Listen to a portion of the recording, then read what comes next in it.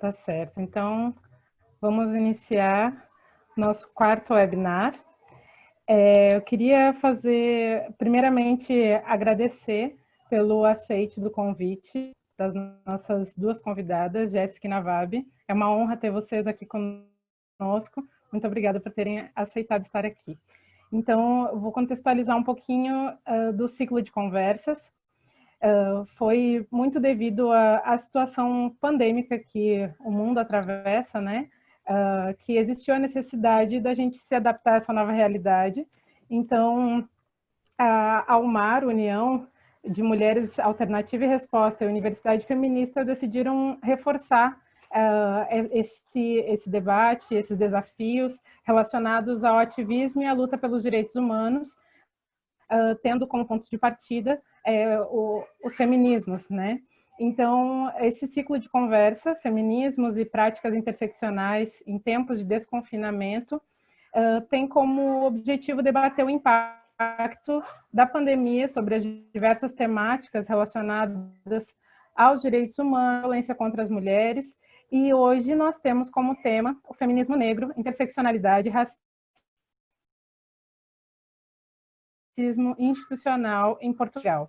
Colaboradoras, a Jéssica Borges nasceu e foi criada no extremo sul de São Paulo, é escritora autodidata desde os 10 anos de idade, poeta de coração e produtora de conteúdo nas horas pagas.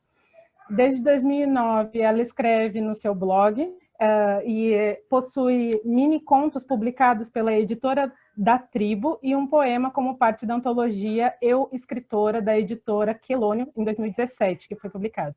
É formada em publicidade desde 2012, atualmente é mestranda em estudos africanos pela Universidade do Porto, em Portugal, onde pesquisa sobre memória, identidade e resistência através da história oral de mulheres negras brasileiras. Também é membro do NARP, Núcleo Antirracista do Porto, e mestranda em estudos africanos na FLUP. Navab Ali é uma jovem de 23, estou certa? 23 anos, que acredita que consegue mudar o mundo com as suas palavras. Filha de pai ganês e de mãe guinense com raízes libanesas, Navab é fundadora da Crespas e Cacheadas Poderosas. Atualmente, o projeto dela denomina-se A Preta Ali, uma página com mais de 13 mil gostos no Facebook e no qual também mantém o seu canal no YouTube. Então, depois a Navab pode falar um pouquinho mais do trabalho dela. Eu quero dizer, primeiro, em relação à nossa organização aqui, cada palestrante terá cerca de 15 a 20 minutos para expor as suas reflexões, e logo depois nós passamos para um momento de partilha, onde podem ser colocadas algumas questões, perguntas escritas no chat, e também podem ser colocadas diretamente pelos participantes durante o nosso debate. Então, bem-vindas a todos, né, que estão aqui conosco hoje, e agradeço a participação de todos que vieram estar aqui. É isso, tá? Fica à vontade. Aqui parou para mim. Alguém? Talvez a internet seja Olá, pouco... Oi. Oi, talvez a internet seja um pouco instável aqui, não é? Não sei. Mas se vocês não estiverem me ouvindo ou me vendo por algum motivo, é só abrir o microfone e pedir para eu parar que eu falo de novo. Tá bom, por enquanto tá bom. Ok. Ok, não sei quem quer começar. Bom, acho que eu posso começar. A G já falou um pouquinho, né, de mim, eu sou outra G aqui, Jéssica. Estou aqui em Portugal fazendo um mestrado em estudos africanos. Eu sou brasileira, lá de São Paulo. E eu preparei uma apresentação bem simples para a gente debater aqui alguns pontos hoje, então eu vou compartilhar minha tela com vocês, tá?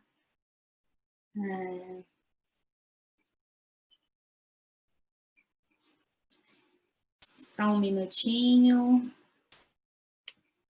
Deixa eu achar aqui a minha apresentação.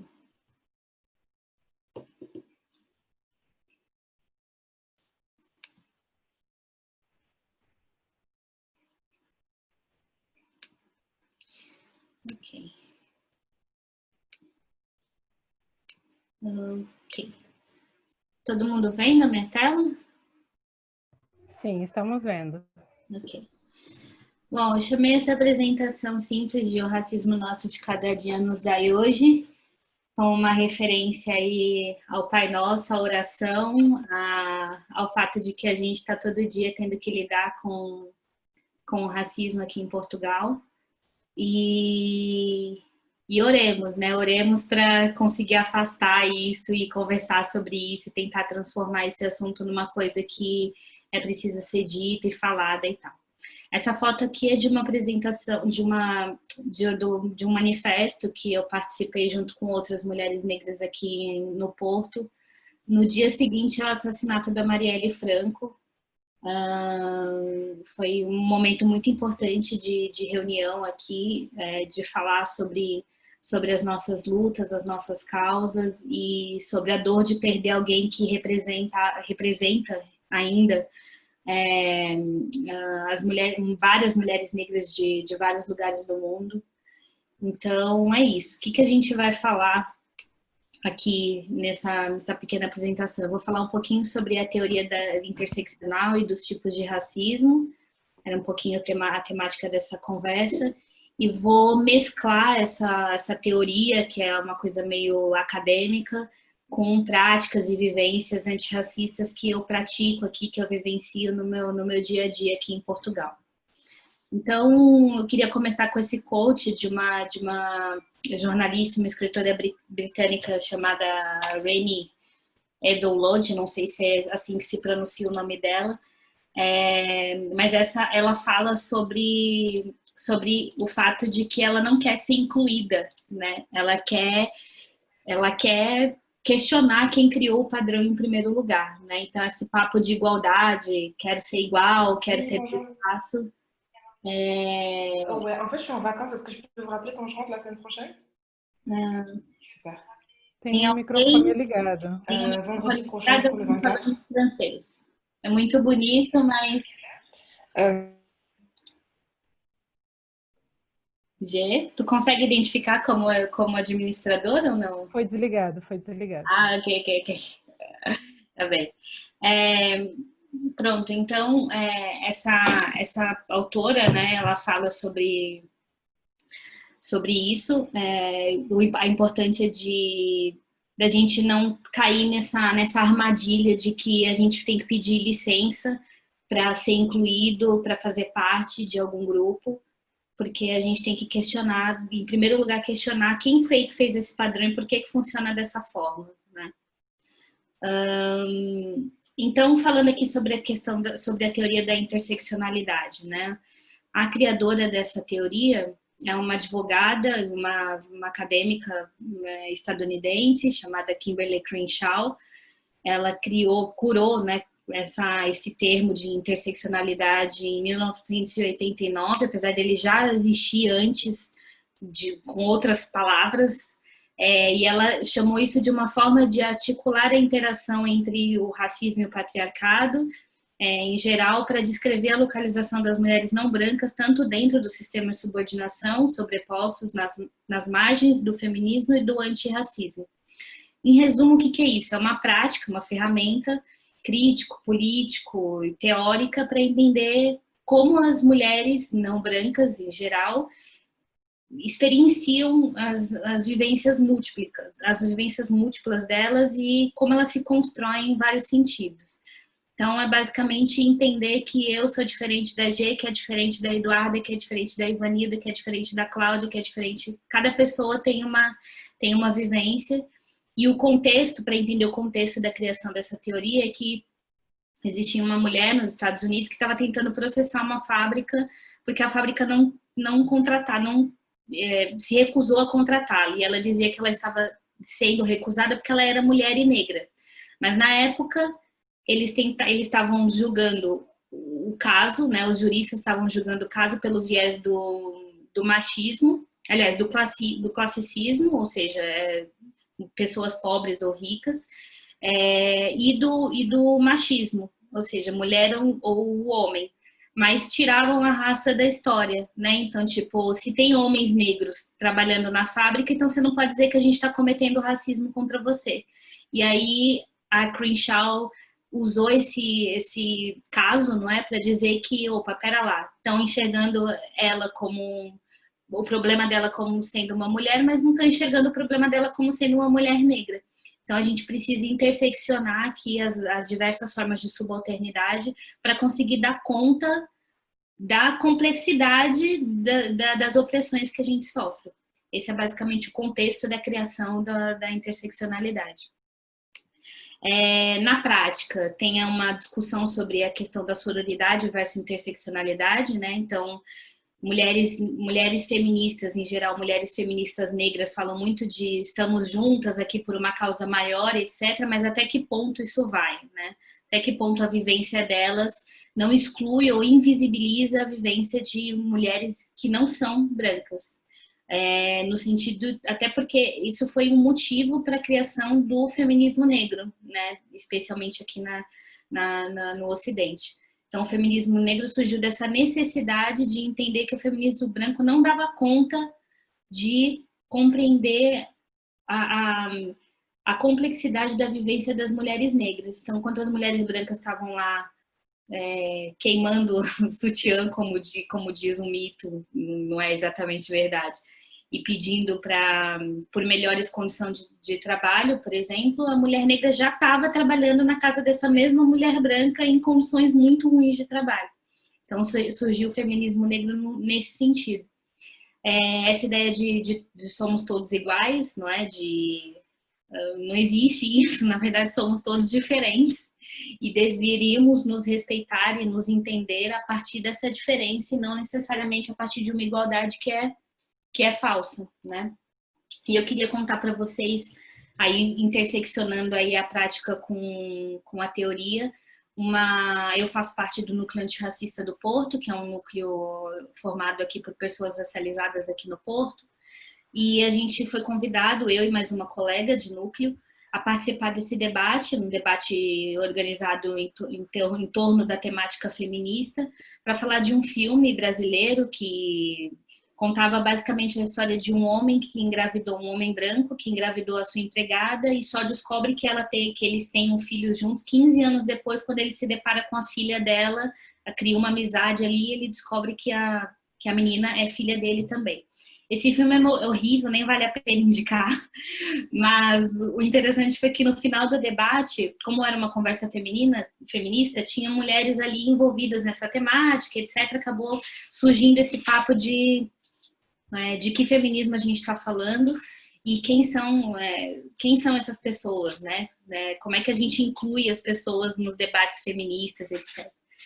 E aí acabou indo por um lado de que como éramos apenas 2 ou 3, no máximo 4 mulheres negras na sala, muitas mulheres brancas, para aí 20 e poucas mulheres brancas e 2 ou 3 homens.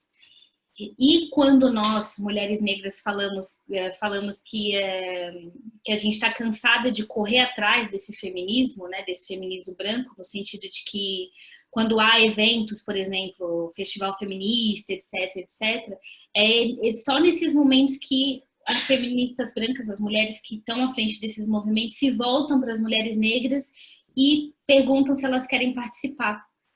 E a gente fica pensando, ok, todo o resto do tempo, como que isso funciona, sabe? Então a gente está sempre que uma dessas pessoas que participavam, que organizavam esse evento feminista, disse, olha, mas as portas estão abertas para vocês. A gente está muito aberto para receber vocês e conversar com vocês, etc.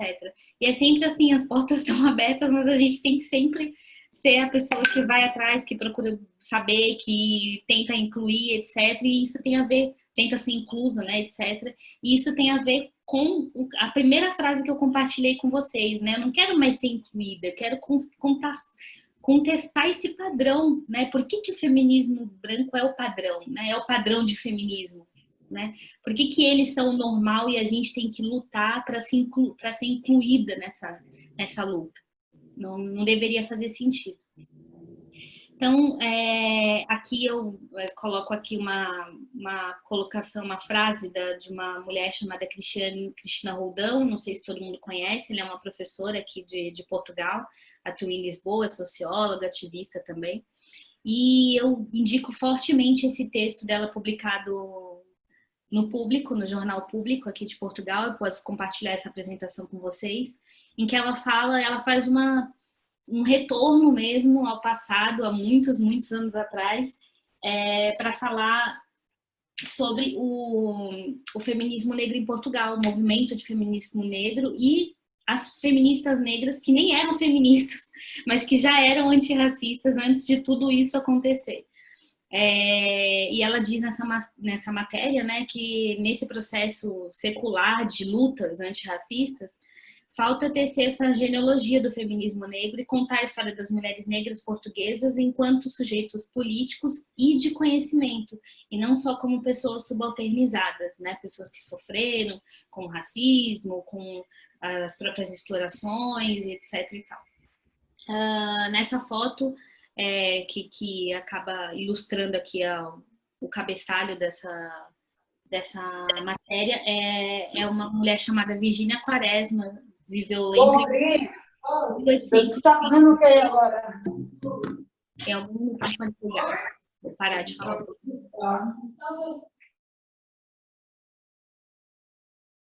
Peço desculpa, Gê. Não estou te escutando, Gê. Janine, espera um pouco, sim? Eu tenho que... Obrigada, Eduarda.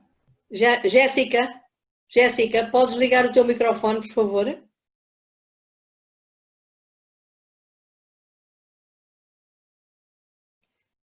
No canto inferior em baixo costuma ter... Eu já liguei, eu ligo. Vê lá.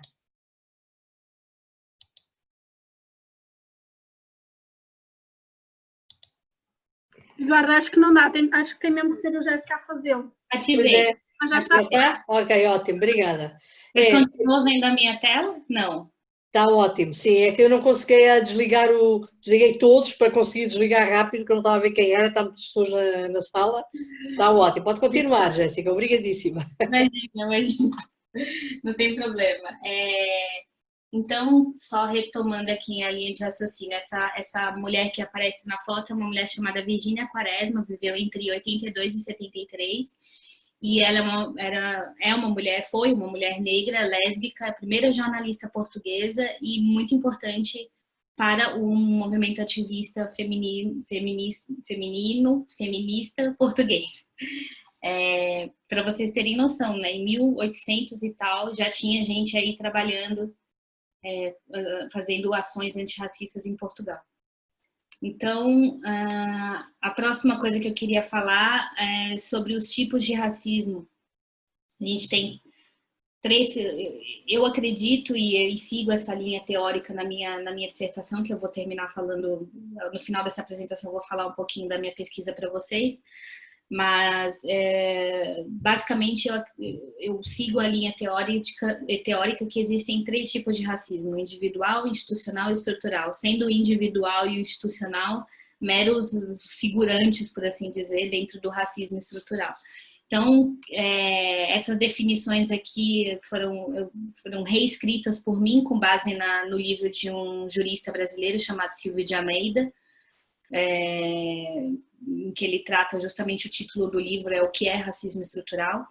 E ele diz que o racismo individual é encarado como, é visto como uma deficiência patológica na qual os preconceitos individuais ou coletivos de grupos isolados são tidos como ponto de partida como irracionalidades, ou seja, são atos isolados e contingentes de discriminação. É aquela história do fulano que foi lá na página da mulher negra X e chamou ela de macaca, de não sei o que, não sei o que. Isso supostamente seria o racismo individual. É alguém que não pensa, não bate bem na cabeça e que pratica um ato de discriminação contra alguém one-on-one, né? Tipo, individualmente. Já o racismo institucional é conceituado como são conflitos raciais que fazem parte das instituições hegemonizadas que impõem seus interesses políticos e econômicos com base na raça, normalizando esses atos através de poder e de dominação. Então, a gente está falando de instituições como o Estado, como, enfim, as mídias e etc., que fazem parte de um racismo morno, que está dentro dessas instituições. E o racismo estrutural, segundo o Silvio de Almeida, é conceituado perante a normalidade que o racismo se apresenta nas relações sociais, políticas, jurídicas, econômicas, o que resultaria, segundo a visão dele, na permanência e reprodução das desigualdades sociais. Ou seja, as pessoas e as instituições, elas são racistas porque a sociedade é estruturalmente racista, como regra e não como exceção. Então, não é um caso, não existe isso de uma pessoa duas pessoas três pessoas somos todos porque a estrutura é racista e a gente está incluso, né? Trabalha, funciona, pensa, existe a partir dessa ideia racista de sociedade, de vivência, etc. Então, falando como é que eu vejo isso na prática aqui, né? Por exemplo, no Porto, ou em Portugal mesmo, eu vejo pouquíssimas pessoas negras que têm alguma posição de poder, né? Recentemente, só a gente viu a Joacine Catar como deputada no Parlamento Europeu e ainda assim envoltas em mil polêmicas. Perseguições físicas no dia a dia, supermercado, ser seguido sempre, já entro no supermercado sabendo que eu vou ser observada muitas vezes. E já fiz graça com isso, eu com mais algumas amigas trocamos experiência disso, tipo, como é que foi hoje, né? O segurança olhou mais, olhou menos, cumprimentou, não cumprimentou. Questão de arrendamento, né? Existe um medo de que por você ser negro ou por você ser imigrante, você pode não conseguir alugar algum imóvel em Portugal. E as questões intelectuais, né? Que a gente é posto à prova o tempo todo. Então, quando a gente fala que a gente sofre racismo todo dia, que é cotidiano e que existe, que está aí, não pode generalizar, essa pessoa é ignorante, é um caso isolado, etc. A gente está sempre tendo que provar ponto a ponto, com dados, com estudos, etc., que não é uma coisa da nossa cabeça, né? Existe, tá aí, acontece e afeta, não é? Todos os dias. Falando um pouco de como a gente tem combatido, e eu como parte do núcleo antirracista, tenho tentado, junto com os meus colegas, montar ações, né, para combater o racismo. A gente montou uma apresentação chamada Denegrir, em junho de 2019, que a gente pegou vários locais do Porto, por exemplo, essa casa aqui chamada Casa Oriental, que é uma casa de temperos, que tem aqui na sua fachada, não sei se todos conseguem ver, uma ilustração de um homem branco, né, um senhorio, e um escravo aqui servindo essa pessoa sentada numa cadeira. E essa fachada tá lá, não tem nenhuma explicação histórica sobre isso, as pessoas passam e aquilo é naturalizado, absolutamente racista e colonial, mas tá lá, ninguém fala sobre isso, e a gente pegou vários espaços no Porto aqui, que tem esse cunho colonial racista, para desconstruir, né, denegrir no sentido de tornar negro esses espaços e entender como que a gente pode repensar, né, esses espaços coloniais. A gente também fez uma rede de apoio para o Covid-19 e o interessante dessa rede de apoio, a gente colheu alimentos, doações monetárias e enfim, itens de higiene para doar para as pessoas, e a gente percebeu que muitas das pessoas que iam até o NARP recolher essas doações eram pessoas racializadas, né? Então, ciganos, negros, latinos, de forma geral, e para a gente foi quase como uma comprovação empírica de como o racismo afeta mais essas pessoas, né? Já tem dados comprovando que pessoas negras sofrem mais sofreram mais, estão sofrendo mais com a pandemia do Covid nos Estados Unidos e no Brasil. Aqui em Portugal a gente ainda não tem esses dados, é difícil conseguir dados sobre isso aqui em Portugal, mas para nós foi uma comprovação empírica de que isso é verdade. E por último, bem rapidamente aqui eu falo um pouquinho da minha pesquisa para o mestrado em estudos africanos. Eu estou estudando a narrativa oral de 2 mulheres negras brasileiras, são minhas tias. Essas mulheres, eu estou relacionando a história de vida dessas mulheres com os temas das identidades, das memórias e das resistências. Essa é a teoria. Na prática, os temas desenvolvidos e que foram contrariados, que foram muito difíceis de ir para frente nessa pesquisa, foi falar sobre identidade negra. Aqui foi uma complicação, né? Então, elas são negras, mas elas também são indígenas, mas como é que você sabe que elas são negras? Porque elas parecem pessoas negras. Ok, mas elas se autodenominam negras? Não se autodenominam, mas precisa se autodenominar para poder serem vistas como... ok, mas elas não são só negras, são também nordestinas, são também pobres, são também deficientes, uma delas é cadeirante, e enfim, são outras coisas.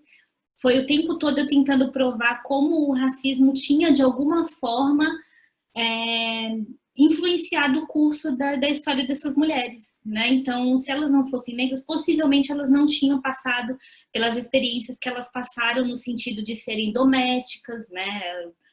Uma delas trabalhou 30 anos para a mesma família, e a gente sabe como o trabalho doméstico no Brasil está inteiramente muito ligado à época colonial. Eu tive que provar isso o tempo todo, né? Falar de raça aqui em Portugal foi muito difícil para mim como acadêmica, tem sido muito difícil para mim como acadêmica, e eu tive que também ser resiliente nesse aspecto para conseguir levar essa pesquisa à frente.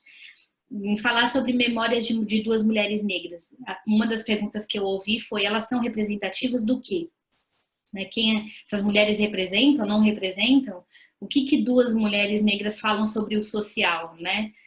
Só 2? O que eu posso entender da sociedade através delas? Isso foi uma outra dificuldade, um desafio, não necessariamente uma dificuldade, mas um desafio da pesquisa.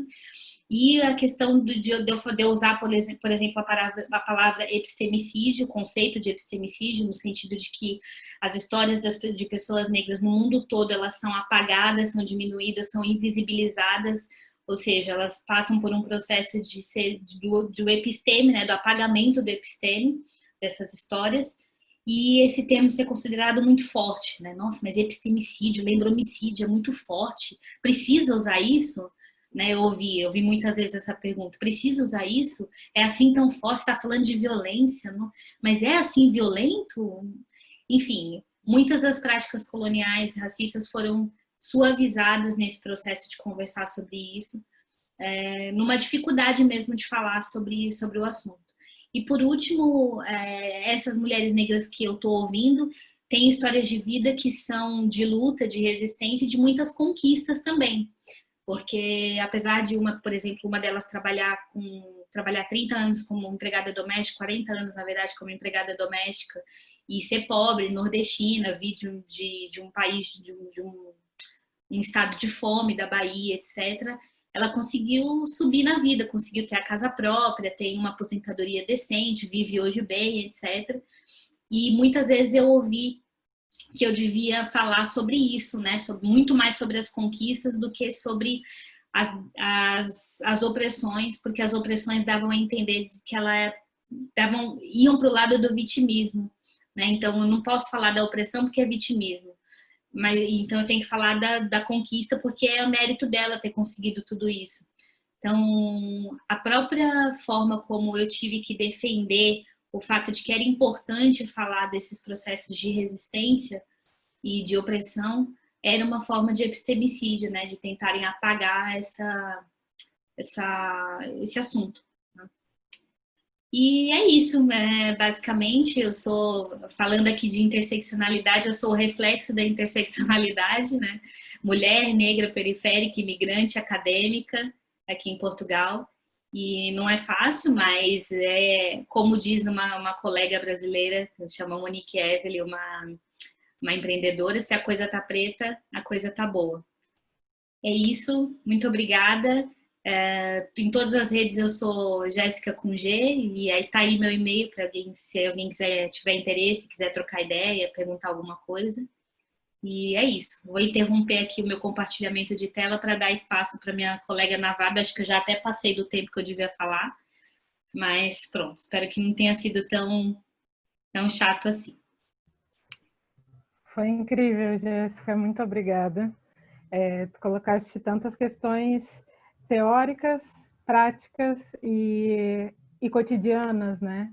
E acho que todos os exemplos que tu traz, tanto acadêmicos quanto ativistas, estando aqui em Portugal e exercendo todos esses papéis aqui em Portugal, faz com que a gente reflita um pouco sobre algo que está acontecendo no país, né? Porque às vezes a gente fica com referências de outros contextos e não tem uma ampla visão do que acontece no país.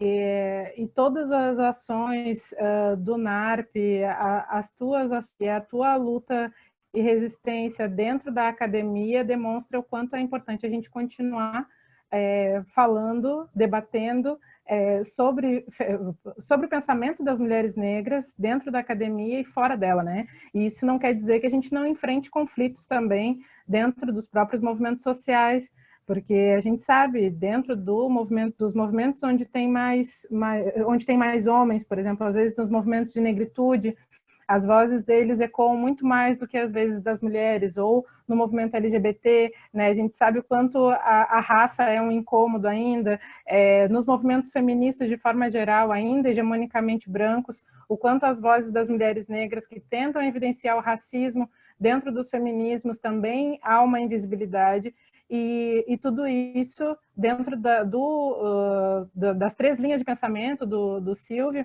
do autor que tu traz, Silvio Almeida, né? Esse racismo ele é estrutural e, como tu falaste, em relação ao racismo institucional, ou esqueci agora, o racismo individual, ele é só um reflexo, né? É um reflexo que é de uma estrutura. Então, a gente não pode negar que precisa lidar com as diferenças e não invisibilizar as diferenças no debate, muitas vezes humanista de igualdade, né? Então, eu agradeço por essa fala. Eu acho que algumas pessoas já podem estar colocando algumas questões aqui. E a gente pode passar para a Navab, pode ser? Ok. Obrigada, Jéssica. Obrigada, Navab. Conseguem ouvir? Tudo ok? Está ótimo. Ok, olá, boa tarde. Parabéns, Jéssica, pela tua intervenção, gostei imenso. Muito bom ver, embora estamos assim todos distantes, mas pronto, é uma situação complicada. Espero que estejam todos muito bem, com saúde, que é o que importa nesta fase, e que nós realmente tivemos um susto, todos nós, de forma diferente, mas todos nós tivemos um susto. O meu nome, alguns já conseguem ver, é Navab. Tenho 22 anos, sou cabo-verdiana, mestranda em estudos africanos da Universidade do Porto, sou colega da Jéssica, e sou licenciada em Relações Internacionais pela Universidade de Coimbra e vivo aqui em Portugal desde 2014. Entretanto, a minha bagagem a nível de questões raciais e aquilo que nós podemos chamar de lugar de fala, como académica brasileira colocou muito bem e que hoje é bastante utilizado, é o contexto africano. Portanto, é mais neste contexto, nesta ótica, nesta perspectiva que vou dar início à minha conversa. Eu, entretanto, depois também vou compartilhar a tela para conseguirem ver algumas redes onde estou a desenvolver alguns trabalhos e algumas questões que podem ser interessantes para este debate. Portanto, eu queria colocar, já no início, puxar um bocado o conceito de racismo a solo e contextualizá-lo a nível de Portugal. O que é que se passa hoje, tendo em conta esta questão da pandemia e das injustiças que têm acontecido e também do impacto das redes sociais naquilo que é a exposição destas injustiças sociais. Sim. Navab, me escuta? Sim. Desculpa te interromper, o Não, som não está muito bom, a gente te escuta com algumas falhas, não sei se retirar eu vou tirar o os fone, fones. talvez pudesse melhorar o áudio. Okay. E agora? Melhorou. Conseguem ouvir? Ah, Qualquer bem coisa melhor. interrompam-me. Tá Ok, bem. os fones já não prestam, se calhar. Obrigada. Então, como eu estava a dizer, vou tentar puxar o conceito de racismo a solo, contexto Portugal, para tentarmos refletir um bocado sobre isto, enquanto aquilo que está a acontecer, aquilo que está a ser exposto e o impacto das redes sociais, na exposição daquilo que é o racismo aqui em Portugal. Então, e depois puxo um bocado também para a questão feminista e o feminismo negro e o desenvolvimento de todo este conceito. Então, uma das coisas que eu acredito que está a acontecer, tendo em conta aquilo que nós vemos, as coisas que estão a ser expostas e aquilo que nos chega de maneira direta e a violência que nos ataca através das nossas telas e da informação que ainda bem que temos, dá-nos a perceber que há cada vez mais, não há cada vez mais racismo em Portugal, como é óbvio, mas há cada vez mais exposição daquilo que existe há muito tempo e daquilo que está constantemente a ser tapado e constantemente a ser, digamos que, minimizado e alterado. As pessoas estão a pedir outras interpretações e estão a categorizar aquilo enquanto tudo menos racismo. Então eu acho que vamos pela lógica de uma frase que se tornou cada vez mais popular agora com a questão de George Floyd nos Estados Unidos, que eu acho que é a frase do Will Smith, que diz que o racismo não está a acontecer agora, não é de agora, mas sim está a ser filmado. Então as pessoas estão a ter mais conhecimento, então está a ser mais exposto, então está a ser mais violento até para nós, que sabemos que isto existe, que sofremos isto. Tem um impacto muito forte saber que mesmo diante das nossas lutas e mesmo diante das nossas falas e tentativa de reproduzir e projetar a nossa voz, que é constantemente silenciada enquanto mulheres, enquanto negras e negros, é chocante e é violento nós recebermos essa imagem, recebermos esses vídeos, recebermos certos áudios, recebermos certas fotos e percebermos que nós estamos em constante evolução dentro do movimento, mas o impacto que este movimento tem relativamente àquilo que é lá fora, à sociedade no geral, e aquilo que tem que realmente mudar para que não haja nem sequer um movimento, para que não haja necessidade de nós estarmos aqui a falar de injustiças sociais, causa um impacto muito grande porque nós começamos a pensar o que é que nós estamos a fazer até agora e o que é que isto tem, como é que isto está a causar um impacto na sociedade no geral, está a causar impacto nas pessoas que realmente deveria causar, que são as pessoas que praticam isto e que nós precisamos que se eduquem, precisamos que apertem no reset e comecem a ver o que é que se passa e o que é que tem que ser corrigido. Então, para mim, o contexto, não estamos no contexto pós-pandemia, estamos dentro de uma pandemia e não sabemos quando é que vai ser o pós. Para mim, este contexto está a ser cada vez mais violento, se nós formos analisar a questão do racismo, porque estamos mais no telemóvel, estamos mais a aceder àquilo que é tecnologia, às telas, aos ecrãs, estamos a recorrer a isto para tudo e mais alguma coisa, e não sei se com toda a gente, mas pelo menos comigo aconteceu, com as pessoas com quem tenho partilhado isto aconteceu também, estamos a prestar atenção mais nos detalhes, porque muita gente parou com a correria da vida e agora a correria se calhar nos ecrãs e em toda uma análise daquilo que se passa, de como é que se passa e como é que influencia a vivência das pessoas. Puxando para uma questão mais feminina, eu acho que desde os meus 17 quando cheguei aqui em Portugal, anos, eu comecei a pensar o feminismo, comecei a integrar naquilo que é o movimento e a perceber a questão teórica e a me aproximar também das pessoas que se consideravam feministas e que estavam por dentro daquilo que era o movimento aqui em Portugal. Então sempre me deparei com algo que no início parecia-me super normal, que é um movimento em que só há mulheres brancas e só há mulheres feministas brancas e europeias e portuguesas e, portanto, foi difícil tentar encaixar, foi difícil tentar me encontrar e encontrar vivências e falas que representassem aquilo que eu estava a viver.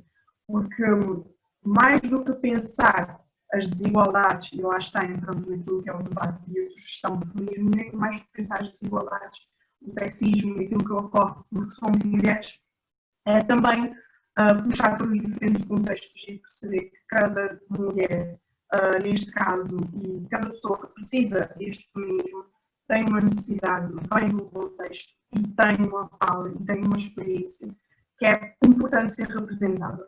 Então eu me sentia a solo neste movimento, eu me sentia a solo naquilo que havia a ser representado nas redes sociais e eu me sentia a solo naquilo que eram os problemas. Os problemas que eram representados e a forma como eram representados e a forma como a minha voz era silenciada, mesmo quando eu não queria falar, mesmo quando eu não tinha nada para falar, porque o contexto não favorecia para que tal acontecesse. Então, uma das coisas que eu acho importante nós levantarmos e tendo em conta mais uma vez o contexto de pandemia é, nós vimos que os números subiram relativamente à questão da violência doméstica em Portugal, nesta fase, não só também no Brasil, temos várias notícias temos a quarentena, temos o distanciamento social, as pessoas estão em casa, as pessoas estão com os seus companheiros, as suas companheiras que muitas das vezes estão violentas, estão tóxicas e estão a viver um relacionamento abusivo e tóxico e estas pessoas tiveram que ficar em casa com estas pessoas abusivas e tóxicas, ou seja, as coisas escalaram basicamente de intensidade e muita gente sofreu com isto e nós vimos que os números aumentaram desde 2019, tem sido absurdo o número e o aumento do número de vítimas de mulheres que morrem nas mãos dos seus ditos companheiros. E, portanto, o questionamento que eu levanto aqui, e que nós depois podemos falar, é: nós falamos de violência doméstica aqui em Portugal, nós representamos em várias plataformas feministas muito boas e que estão a fazer um trabalho muito interessante, rostos de mulheres brancas assassinadas e vítimas da violência doméstica em Portugal, mas nós não representamos e não falamos e não puxamos para rostos de mulheres negras, portuguesas, e não só, negras, estrangeiras que vivem aqui em Portugal e que sofrem esta questão.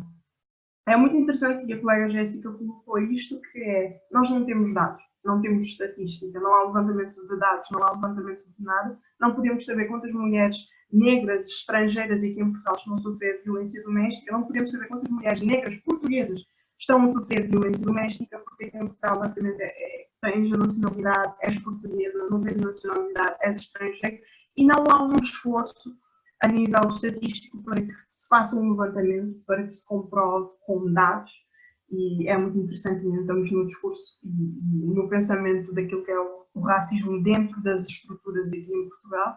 Não temos como levantar estes dados e não temos como vir para aqui e dizer: nós temos isto a acontecer com X mulheres que são negras, portuguesas, e equiparar, basicamente, isto acontece com um número X relativo a mulheres brancas. Portanto, aconteceu há muito pouco tempo, eu acho que ainda no início deste mês, a situação da Beatriz Lebre, não sei se todos conseguiram acompanhar, mas foi basicamente uma rapariga que foi morta pelo suposto colega de mestrado, suposto namorado, há com uma versão muito confusa, e que ele, entretanto, veio se suicidar na cadeia antes do julgamento. E há toda uma repercussão, nunca minimizando a vida de absolutamente ninguém, mas trazendo à tona o discurso daquilo, porque é que não há uma repercussão e todo um movimento e toda uma representação do rosto de uma mulher negra que sofre violência doméstica aqui em Portugal, do rosto de uma mulher negra que morre nas mãos do companheiro, seja ele branco ou não, aqui em Portugal. Então fica este questionamento e nós podemos dar continuidade a este debate que eu acho que tem rendo e que era interessante. E grandes plataformas feministas, quer seja dentro ou fora das redes sociais, fazem um trabalho incrível, mas há uma constante representação daquilo que é mulher branca, que sofreu e que deve ser representada, mas eu acho que nós deveríamos puxar mais para uma representação também de mulheres negras e mulheres negras estrangeiras, negras portuguesas, que é uma coisa que ainda faz confusão a muita gente, mas existem várias e e elas fazem parte da sociedade e elas representam uma massa muito importante e que tem que ter a projeção da sua voz, porque voz já tem. Então, dando continuidade a este... Navabe, me escuta? Às vezes a gente te escuta muito bem e às vezes com um pouquinho de ruído, e eu acho que é por tu estares próxima do microfone, do computador, do notebook, e daí quando tu te afasta um pouco, a gente escuta perfeitamente. Ok, então vamos... Peço desculpa te interromper de novo. Não faz mal, digam o que é que está bom, mas está bom assim? Agora está melhor, muito melhor. Obrigada. Então vamos mexer. Pode continuar. Obrigada. Então, puxando para esta questão e trazendo uma vertente que as colegas aqui trouxeram da questão do feminismo negro, sempre também identifiquei mais natural por ser africano, por viver no contexto africano e por continuar inserida naquilo que é o contexto africano transportado para o mundo ocidente, sempre me questionei relativamente à própria vertente e à própria corrente, ao próprio movimento feminista, e é uma questão que a Jéssica também colocou, de porque é que nós temos uma referência, o feminismo ocidental, para criar outras linhagens, para criar outras vertentes e falar do centro e depois das outras vertentes, mas sempre focado no centro, que é o feminismo ocidental, aquilo que se desenvolveu e nasceu e floresceu na Europa e que inspirou outras mulheres a pensarem o seu posicionamento e o seu empoderamento. E vem-me à cabeça sempre a questão de várias situações de empoderamento de mulheres que não se identificam enquanto, e nunca dizem e nem sequer têm interesse de dizer eu sou feminista, mas que estão em contextos africanos que têm um papel muito importante para aquilo que é o empoderamento e a valorização de vidas de mulheres em diferentes contextos. Portanto, eu vivo num eterno debate interior e não só, relativamente a isto, o impacto que a mulher africana tem e a contribuição que a mulher africana dá e continua a dar constantemente para aquilo que é todo o movimento de empoderamento de mulheres de todo o mundo, aquilo que se desenvolveu dentro do contexto africano, aquilo que se desenvolve dentro do contexto africano, mas que é desconhecido, porque tem-se como referência aquilo que é o centro do feminismo, o Ocidente, e é um constante debate e são questões que, como a Jéssica levantou aí muito bem, a questão do festival feminista, a questão do nós estamos aqui para nos ouvir, nós estamos aqui para receber as vossas iniciativas, entretanto, não há espaço, temos espaço, mas ao mesmo tempo nós reconhecemos que não há espaço, não há um esforço, e falamos da questão do privilégio e do uso do privilégio. Dou um exemplo muito simples, que em casa temos toda uma bagunça de um debate sobre a questão do colorismo e muitos cabo-verdianos nos considerar africanos porque têm a pele um pouco mais clara. E isto acontece no Brasil no sentido de muita gente acha que não é negro porque não tem a pele muito escura. E em demais lugares, e há uma preferência e um privilégio de pessoas negras que têm a pele mais clara e que têm um cabelo mais puxado para o liso, mais encaracolado e que têm feições pitas mais finas. Então, uma das coisas que eu faço dentro do meu trabalho que vou também falar é a questão de puxar pelo pequeno, mesmo que seja mínimo privilégio que eu tenha dentro da comunidade, puxar para que outras mulheres que não se pareçam comigo, mas que precisam desta oportunidade e que são constantemente priorizadas, para que elas tenham um espaço, para que elas ocupem espaços à frente, para que possam falar, porque são questões que têm que estar à frente. Não sou só eu a falar, não sou só eu a dizer vocês têm um lugar, sou eu a puxá-las para a frente com os mecanismos e com as ferramentas que este privilégio me dá. Então eu acho que é importante nós pensarmos esta questão e nós olharmos para esta vertente que nós falamos do feminismo aqui em Portugal e da forma como ainda há uma dominação daquilo que é o discurso da mulher branca e da mulher portuguesa dentro daquilo que é o movimento feminista aqui em Portugal. Nós sabemos que deve ser diverso, Portugal está cada vez mais diverso, sempre foi, há muito tempo que é, e portanto, a representação da diversidade dentro do movimento feminista em Portugal faz todo o sentido. Tenho aqui as minhas notas. Ok, então vamos à questão do como é que tem sido o meu impacto e o meu papel dentro deste contexto e tendo em conta a minha vivência enquanto mulher africana, imigrante, aqui em Portugal, e académica e inserida em vários contextos que, de certa forma, requerem luta e resistência, como quase tudo que as mulheres negras aqui em Portugal têm estado a fazer, requer resistência e muita insistência também. O meu papel na academia, basicamente, a minha investigação e a minha tese que eu estou a desenvolver é no sentido mais político, falando do modelo de paz liberal ocidental aplicado em um país africano, mais concretamente no Sudão do Sul.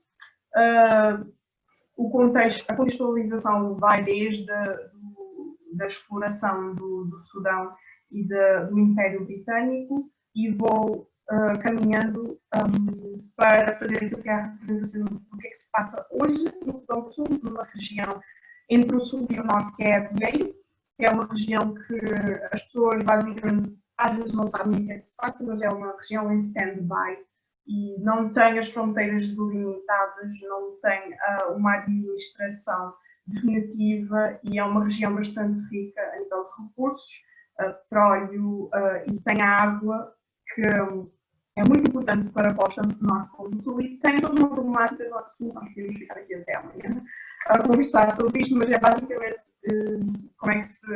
como é que basicamente o trabalho é a questão da aplicação da paz liberal no Sudão do Sul e o fracasso desta mesma paz liberal, mostrando a questão da paz liberal como uma corrente ocidental, imposta por um modelo apoiado pelas Nações Unidas e como é que isto tem um impacto mais concretamente na região de Abyei, que fica entre o Sul e o Norte do Sudão. E o que é que, uma das coisas que me fez escolher este tema desde o meu terceiro e último ano de licenciatura para o meu mestrado é a questão da representação de uma mulher africana dentro daquilo que é a abordagem de conflitos internacionais, que sempre foi o meu interesse académico, conflitos internacionais dentro do contexto do continente africano. E a minha tentativa de representar e fazer com que haja cada vez mais representação da mulher africana naquilo que é a diplomacia e representação daquilo que são interesses de países africanos. Basicamente, o meu objetivo é também representar a África e países africanos que são constantemente inferiorizados e colocados de lado naquilo que é pesquisa académica. Eu lembro de uma das coisas que mais me assustou, eu estava num contexto com o meu orientador, num centro de estudos africanos, da FLU, e uma pessoa, não foi o meu orientador, mas uma pessoa que estava lá também a fazer investigação científica sobre um país do norte da África, disse: mas porquê que tu escolheste Sudão do Sul? O que é que Sudão do Sul tem? E lá está, por isso que eu escolhi Sudão do Sul. E eu lembro que esta pessoa estava fazendo uma investigação bastante interessante sobre o país do norte da África e há esta predominância e esta tentativa de sempre nós vamos representar aquilo que está no norte, nós vamos representar aquilo que está nos conhecidos, mas vamos ignorar aquilo que ainda não foi explorado. Então, este é o meu objetivo. Foi um trabalho muito cansativo a nível de trabalho de fontes, representação e ter autores africanos a falarem sobre isto, tirarem um conteúdo bom para que eu possa estender aquilo que é a minha abordagem e a minha investigação científica. Então, um dos meus maiores objetivos é a questão da representação de uma mulher africana, no caso meu, naquilo que é o debate de conflitos internacionais, do debate daquilo que são modelos ocidentais aplicados em países em conflito dentro do continente africano. E o que eu tenho estado a fazer naquilo que eu digo horas vagas, que não são horas vagas, é eu desde 2014, final de 2014, eu vou em várias plataformas, Facebook, YouTube, no início, no influência digital, começou por causa da questão dos cabelos, mas depois passou e ultrapassou aquilo que eu imaginava, de acordo com a minha vivência, depois mudei de Cabo Verde para Portugal, por causa dos meus estudos, e comecei a levantar a questão do racismo e questões políticas que me interessavam e que me interessam a nível académico. Então, eu vou compartilhar aqui dela para vocês conseguirem ver. Compartilhar. Espera aí. Conseguem ver? Ok. Então, eu tenho o meu canal. Isto é lento, ok. Tenho o meu canal no YouTube, que é Aprender Ali. Basicamente, o meu projeto é Aprender Ali.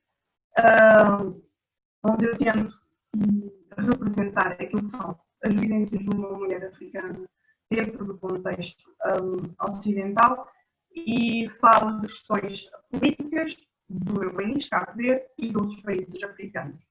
As minhas últimas sugestões que eu digo sempre na vida não são vídeos a ensinar história, não são vídeos com verdades absolutas, são sugestões de debates e eu quero debater com as pessoas e eu quero que as pessoas entendam que nós temos aqui vários problemas, a questão de Cabo Verde, a questão do turismo, e que é interessante nós explorarmos. Depois, além da minha influência digital, tenho a minha página no Facebook, que eu não sei se vai ouvir, mas é preta ali também, tal como no YouTube. Eu vou interromper a questão, para deixar tudo muito lento. Ok, interrompi, peço desculpa porque o computador está a ficar muito lento, mas pronto. E tenho desenvolvido também, se o Covid-19 deixar, vamos ter um evento que já foi divulgado muito antes do Covid, que era uma solução estrangeira, que devia ser em abril, mas depois com o Covid-19 não deu. E eu tento sempre organizar eventos onde nós falamos de vivências de estrangeiros, negros, africanos e brasileiros, e tentar unir estes debates e falas e vivências para perceber o que é que se tem passado em torno daquilo que é o racismo estrutural dentro de Portugal. E eu tento sempre que os meus eventos sejam em contextos académicos, em faculdades, porque para mim é uma das coisas mais importantes resistir neste contexto, é muito simbólico para mim e é o que eu tenho feito. Supostamente eu não sou só estrangeiro, seria na Faculdade de Engenharia da Universidade do Porto, fiz em 2018 Chadas Pretas, que foi a Faculdade de Psicologia da Universidade do Porto, e se quiserem acompanhar, portanto, nas redes, poderão ver novidades. No Covid não deixar fazer eventos presenciais, tem várias limitações, estaremos aqui para fazer. E, por último, peço que não sei se já passei o tempo, mas queria partilhar uma experiência que, enquanto mulher africana e estrangeira aqui em Portugal e que trabalho num contexto também académico, que eu trabalho na Faculdade de Ciências da Universidade do Porto, e estou, neste momento, todo o meu trabalho impactua diretamente o percurso académico e profissional de estudantes, e também o meu papel lá dentro sendo a única, não a única, mas existe uma senhora negra que trabalha na Faculdade de Ciências e ela já vai se reformar, e então isto deixa-me o papel de única mulher negra a trabalhar na Faculdade de Ciências da Universidade do Porto, e cai sobre mim uma responsabilidade que eu aceito diariamente, com algumas limitações, de representar, e trabalho nesta questão de representar e trazer mais diversidade para a imagem, que também faz parte do contexto do enquadramento do meu trabalho, para a imagem da faculdade em si, e para impactar a imagem da universidade em si, naquilo que é a diversidade, em coisas pequenas como escolher estudantes estrangeiros para lerem sobre o tipo e falarem sobre as suas experiências, ao invés de escolherem vários estudantes de várias áreas, todos portugueses, e falar da questão de representar em posters, flyers e eventos pessoas de outros cores, pessoas de outra nacionalidade, porque a Universidade do Porto é diversa na sua constituição e funciona esta diversidade, e tentar sempre derivar aquilo que no início enfrentei imenso, que é o comportamento paternalista das pessoas, principalmente por olharem e pensarem é uma menina, é negra, é imigrante, é estrangeira e está a trabalhar neste contexto, portanto precisa de ajuda, é frágil, precisa ser direcionada e precisa de alguma coisa. Então tento sempre derivar isto em uma papel de resistência todos os dias, 8 horas por dia, às vezes mais, e representar aquilo que são mulheres africanas, negras e estrangeiras dentro de contextos académicos em todos os sentidos, não só com o meu trabalho científico, mas também com a minha presença na faculdade todos os dias. E é isto, obrigada por terem ouvido. Obrigada por ter ouvido, Jéssica, gostei imenso e obrigada pela presença de todos. Muito obrigada, Navabi, pela tua fala.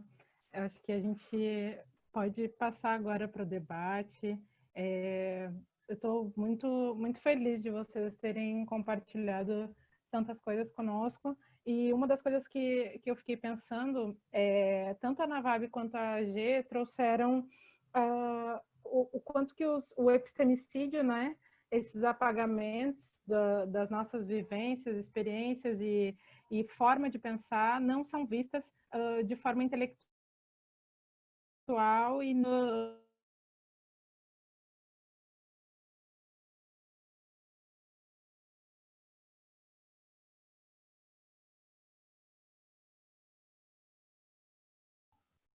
Fui eu a única que deixei de ouvir.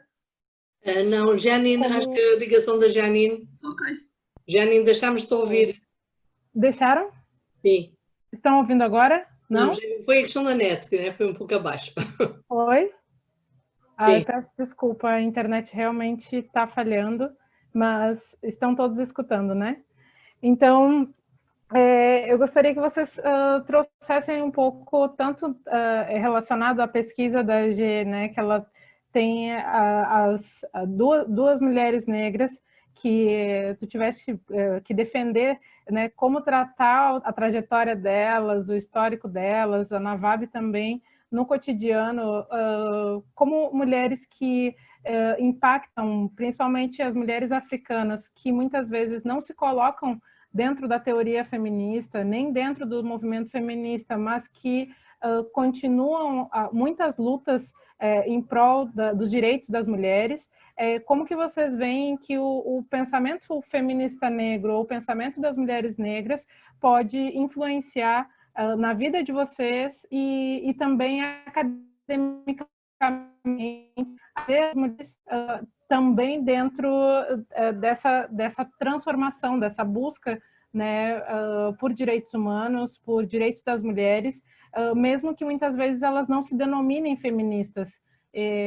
Não sei se ficou evidente a minha pergunta, mas vocês poderiam falar um pouco mais sobre isso?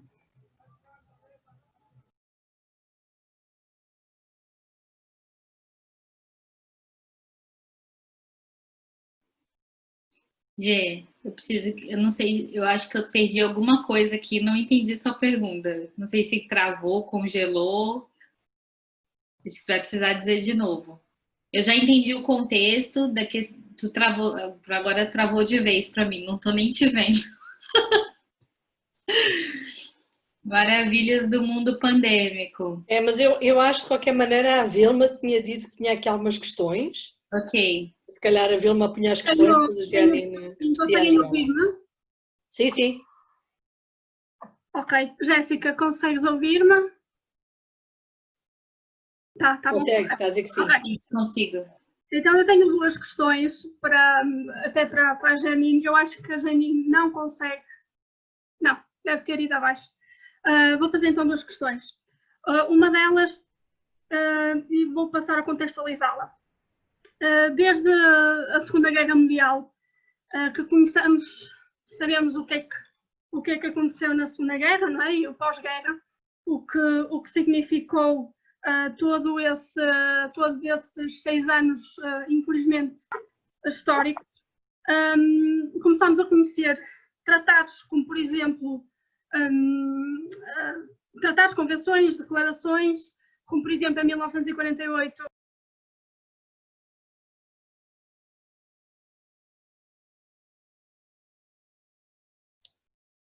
Vilma, desligaste o teu microfone. Ficaste a falar sem som. Ok, eu vou-me repetir então. Não sei se até onde ouviram. Ouvimos até o fato de você estar falando da Segunda Guerra e depois você ia continuar contextualizando. Ok.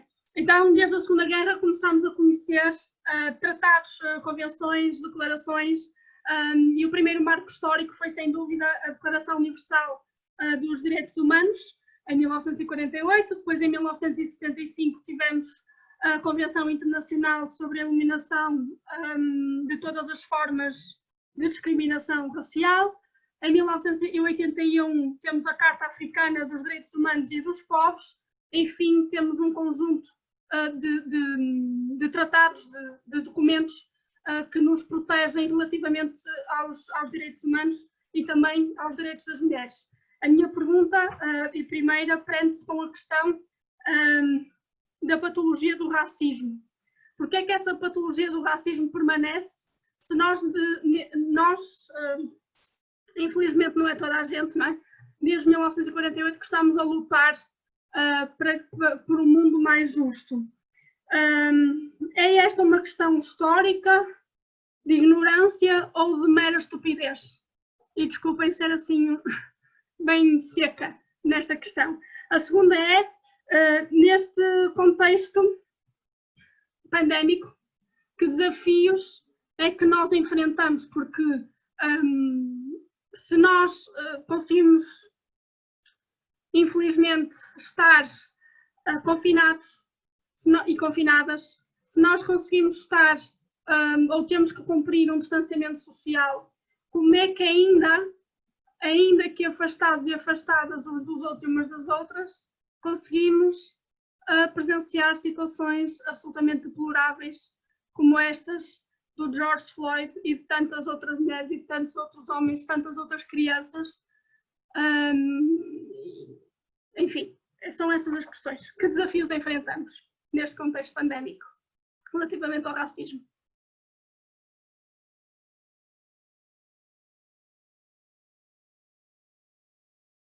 Navab, tu quer falar um pouquinho sobre as declarações? Eu acho que Navab é uma pessoa boa para falar sobre as declarações de direitos humanos, etc., porque ela é de relações internacionais, né? Inclusive a pesquisa dela tem um pouco a ver com isso, com o fato de que um plano para paz pensado de forma ocidental não funcionou, não tem funcionado no contexto africano. Acho que a primeira pergunta talvez seria bom tu... É mais recente, de facto, sim. Sim, nós temos a questão em relações internacionais é muito complicado no sentido de que sempre vai parecer que é injusto, que é um jogo político. Nós vamos sempre perceber que é tramado no sentido de que ambas as partes, por mais que pensemos que elas assinam, por exemplo, um tratado porque querem que aquilo que está previsto no tratado aconteça, nós temos que ter em consideração a questão da negociação internacional, tudo o que envolve a diplomacia, da pressão de ambos os lados e da importância e do impacto que partes que fazem parte da negociação têm. Um exemplo muito simples, que é a questão do acordo de paz que se assinou entre o Sul e o Norte do Sudão, teve sempre uma mãozinha daquilo que são os Estados terceiros, daquilo que é a organização de negociação, para que o protocolo fosse assinado e para que houvesse um cessar-fogo daquilo que foi a Segunda Guerra Civil do Sudão do Sul e do Norte.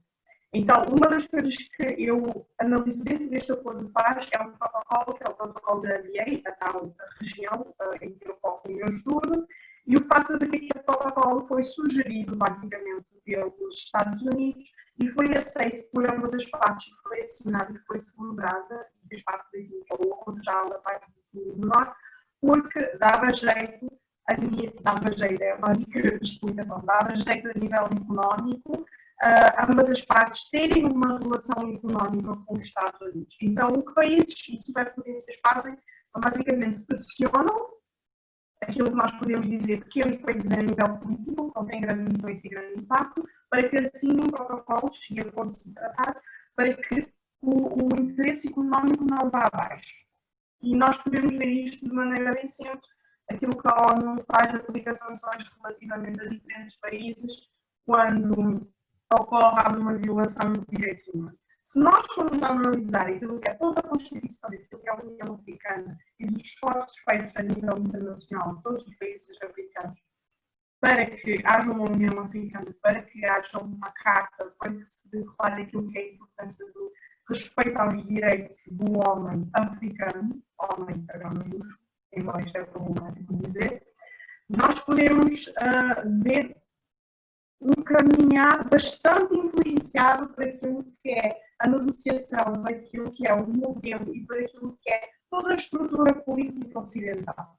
Então, se nós formos analisar o papel da União Africana hoje, daquilo que é suposto a ideia pan-africanista desenvolvida por Kwame Nkrumah, se nós formos analisar o que é que se passa neste momento as pessoas estão constantemente a tentar, as pessoas responsáveis e entidades de Estado e representantes de Estado estão constantemente a transportar aquilo que é o modelo ocidental para o contexto africano. Então é ali que os Estados espalham e é ali que autores ocidentais depois fazem artigos muito bonitinhos a falar de como é que Nigéria, como é que Sudão do Sul, como é que X falhou, como é que isto é uma teoria de Estado falhado. Quando há uma tentativa de transplante quase que intacta de uma teoria europeia ocidental para o contexto africano, falha. Quando há uma tentativa de transportar aquilo que é o conhecimento do próprio direito humano e da própria liberdade cultural e da própria liberdade individual do homem aqui do Ocidente para a África, falha. Porque existem várias complexidades que não são levadas em consideração quando nós falamos do homem e do respeito do direito do homem dentro da África, e existe uma constante acusação daquilo que é a cultura e o papel da cultura neste sentido. Agora, eu já cheguei num ponto, e menciono aqui um autor muito interessante que ele é judeu, o Yuval Harari. Ele escreveu o livro Sapiens e também no 21 lições para o século XXI, que eu li hoje extraordinário, um dos melhores livros de 2019 que eu li. E ele chega num ponto na sua obra em que ele diz que ele não acredita que hoje o racismo existe como uma tentativa das pessoas interiorizarem física e mentalmente o negro. Ou seja, para ele, o branco neste momento, ao praticar racismo, não está a interiorizar, não está a tentar interiorizar aquilo que é a capacidade ou a constituição biológica do negro. Ele acha que está muito à frente e que hoje é uma questão de ignorância e é uma questão de falta de informação.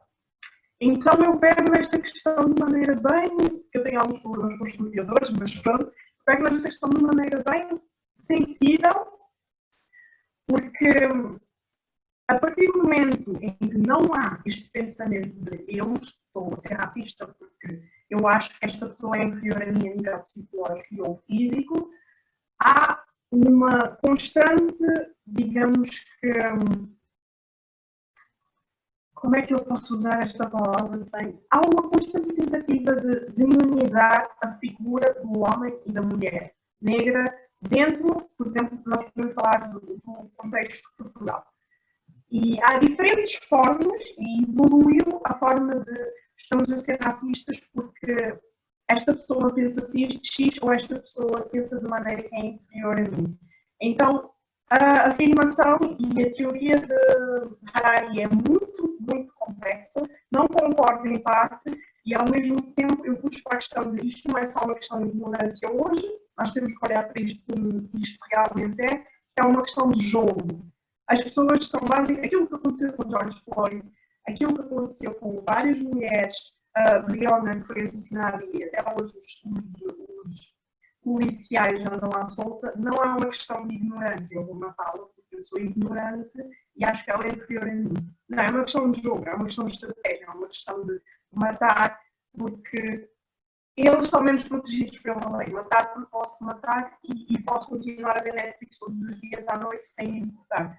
Portanto, eu não acho que nós deveríamos só levar para esta questão de as pessoas são ignorantes, as pessoas não têm acesso à informação, deveríamos amadurecer esta conversa e pensar que as pessoas têm acesso à informação, mas não querem se educar. As pessoas têm acesso àquilo que acontece em injustiças sociais, mas não querem saber. E as pessoas usam os seus privilégios para maltratar outras pessoas e depois para recuar e dizer foi ignorância. Então eu acho que nós temos que levar isto como um jogo também, no sentido de perceber o jogo, perceber a estratégia e perceber como é que as pessoas estão a utilizar constantemente o seu privilégio para magoar outras pessoas.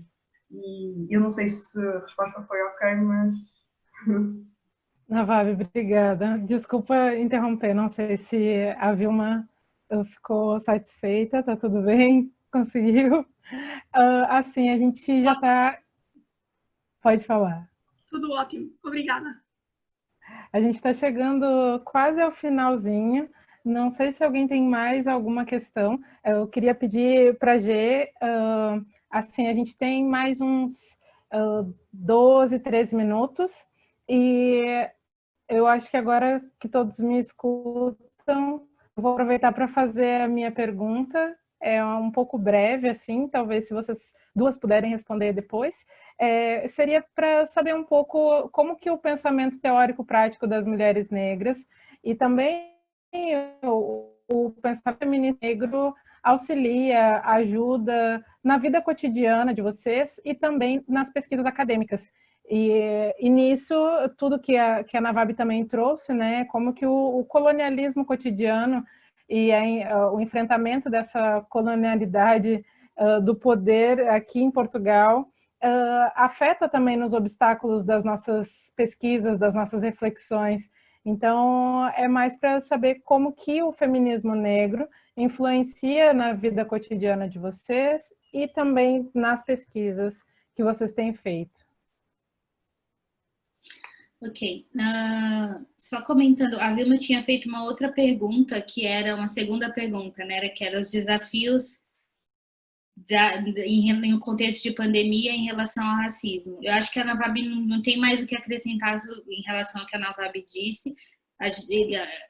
Foi perfeita no sentido de que essa coisa da ignorância muitas vezes é uma proteção para a própria pessoa que está cometendo a opressão, de dizer, ok, eu não sabia, eu fui ignorante, a informação está aí, é só procurar.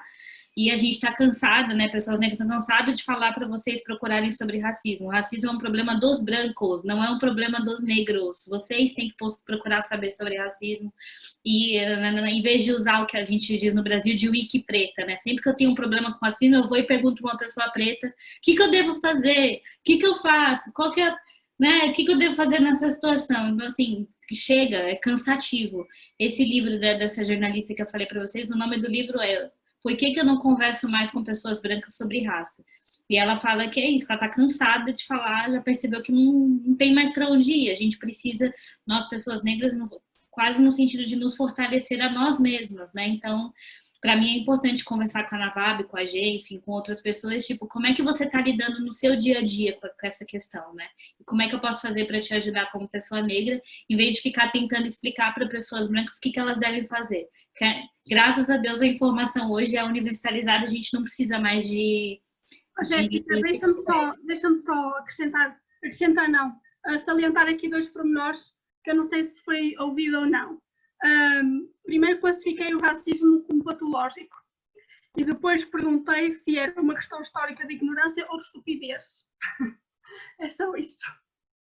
Pois, eu acho que não é uma patologia no sentido de ser individual e também não é uma questão de ignorância e de estupidez, é uma tecnologia de manutenção de privilégio.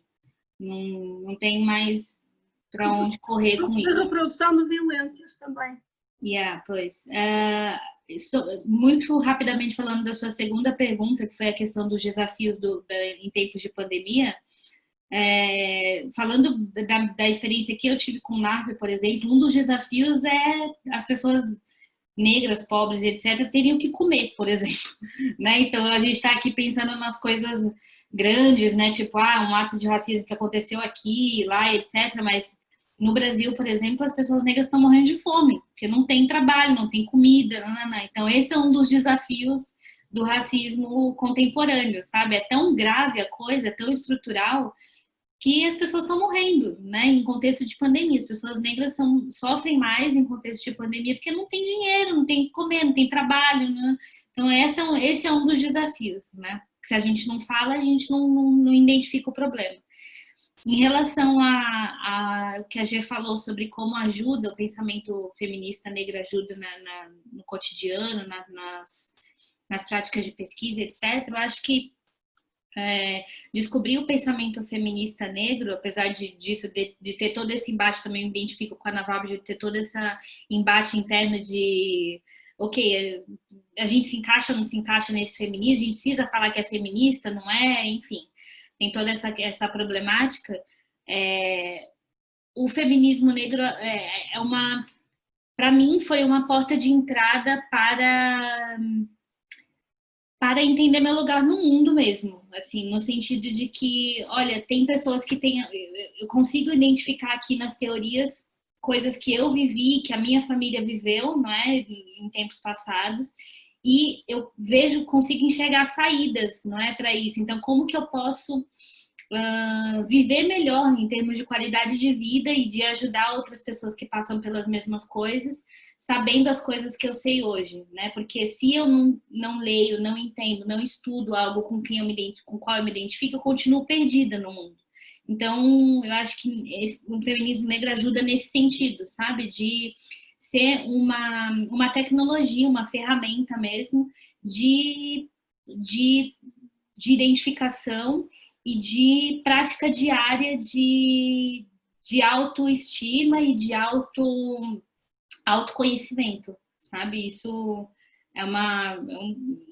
acho que isso é super importante para tudo que a gente faz, assim, porque eu não teria conseguido levar minha pesquisa até o final se eu não tivesse outras mulheres negras pensadoras brasileiras, africanas e estadunidenses que trouxessem esse repertório, não é? Que eu pudesse dizer, olha, tem pessoas negras falando sobre isso, que vocês querem que eu fale com pessoas brancas ou com Edward Said, com não sei quem, nananã, são sempre os mesmos nomes, né? Os mesmos teóricos. Então eu falo, olha, tem pessoas negras que estão falando sobre isso e eu prefiro ir pela linha de pensamento delas, porque é com isso que eu me identifico e eu acho que a gente precisa variar aqui a teoria, né? Se a gente não enegrece a academia, a gente fica sempre mesmo alimentando um sistema, uma estrutura que é colonial, que é racista, que é branca, etc e tal. É isso. Navab. Obrigada, Gê.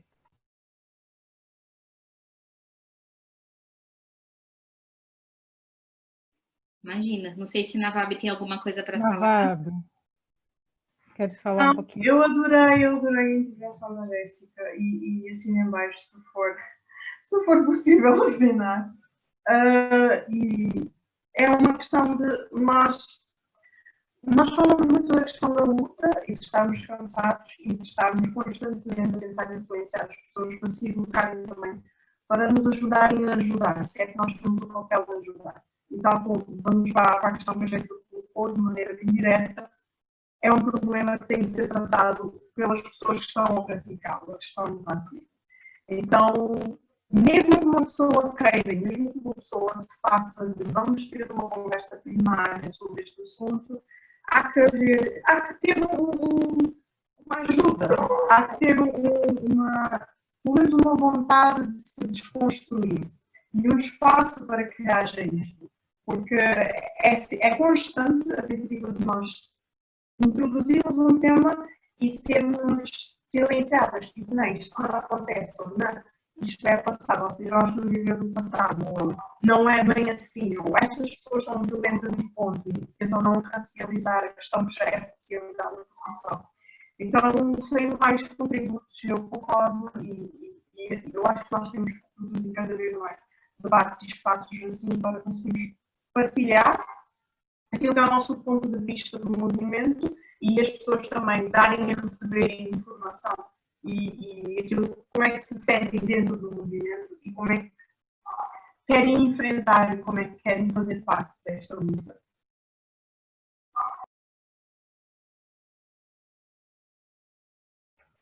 Muito obrigada, Navab. E Gê, a gente está chegando agora no finalzinho do nosso ciclo de conversas e a Universidade Feminista e ao Mar, a vocês, eu agradeço pessoalmente pela honra de poder escutá-las novamente e por estarmos juntas, mesmo que distantes, né? Essa é uma oportunidade para a gente poder olhar nos olhos um pouco e trazer um pouco de calor mesmo. Então, a gente fica por aqui hoje e aguardamos todos no próximo ciclo de conversas Feminismos e Práticas Interseccionais em Tempos de Desconfinamento.